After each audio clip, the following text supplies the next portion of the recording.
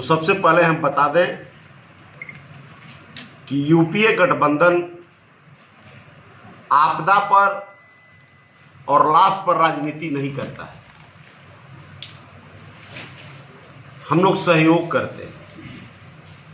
लाश पर और आपदा पर राजनीति करना ये भारतीय जनता पार्टी की परंपरा है।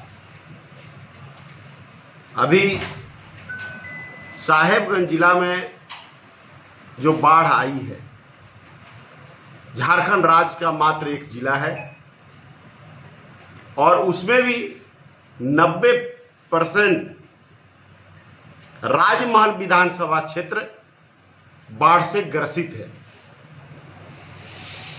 झारखंड राज्य बनने के बाद 16 साल तक भारतीय जनता पार्टी की शासन रही इस राज्य में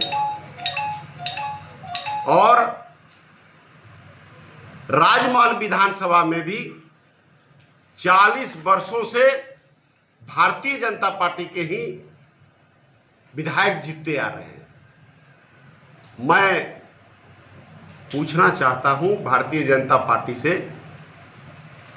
कि वो बताएं कि इन 16 वर्षों में या विगत 5 वर्षों में जो रघुवर की सरकार थी और यहां के राजमहल के ही भाजपा के विधायक जीते थे, तो उन्होंने गंगा कटाव बाढ़ जैसी समस्या नहीं आए उसके लिए इन्होंने एक भी बोल्डर पिचिंग का काम या कटाव निरोधक का काम क्या किए हैं, उसके लिए श्वेत पत्र यहां के स्थानीय विधायक को लाना चाहिए।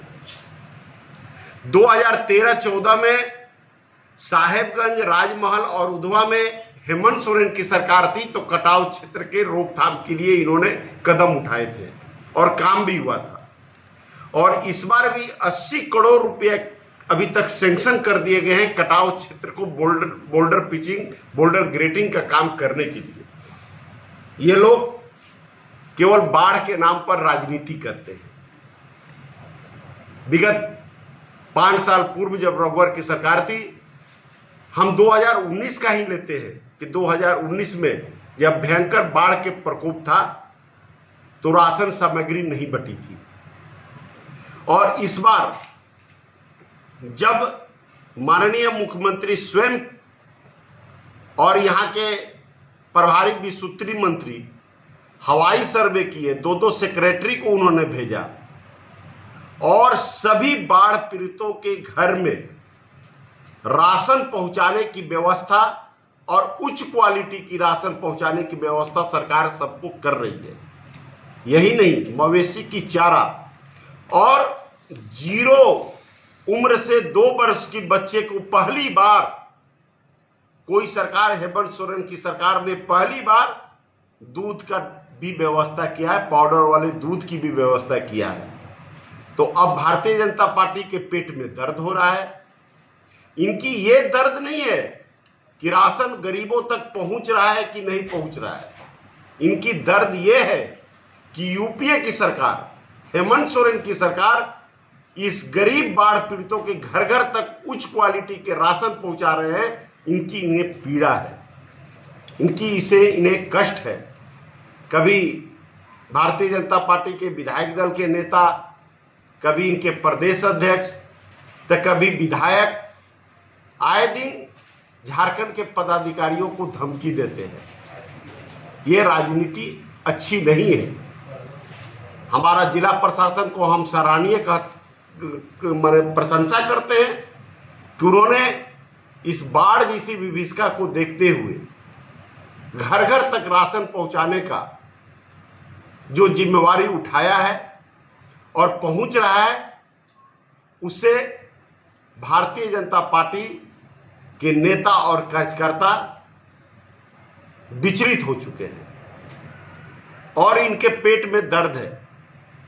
मैं यहां के भारतीय जनता पार्टी के विधायक जी से कहना चाहता हूं कि सबसे पहले वो 2019 का श्वेत पत्र जारी करें कि बाढ़ में कितने राशन बटाए थे और क्या क्या बटाया था और किस क्वालिटी का है।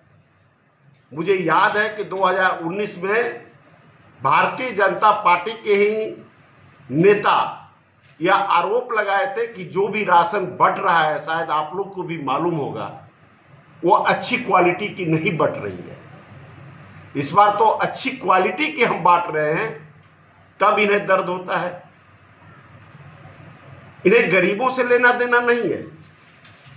हम बहुत सहज लफ्ज में पूछना चाहते हैं कि भारतीय जनता पार्टी ये जवाब दे कि झारखंड राज्य के 2 कैबिनेट मंत्री भारत सरकार में है। ये जन आशीर्वाद यात्रा निकालकर 6 जिला में कार्यक्रम करते हैं, लेकिन उनके कोई भी दोनों कैबिनेट मंत्री साहेबगंज जिला की बाढ़ की समस्या को लेकर ना भ्रमण करते हैं, ना पूछते हैं, ना ताकने आते हैं। ये इनकी दोहरी राजनीति का परिचय है।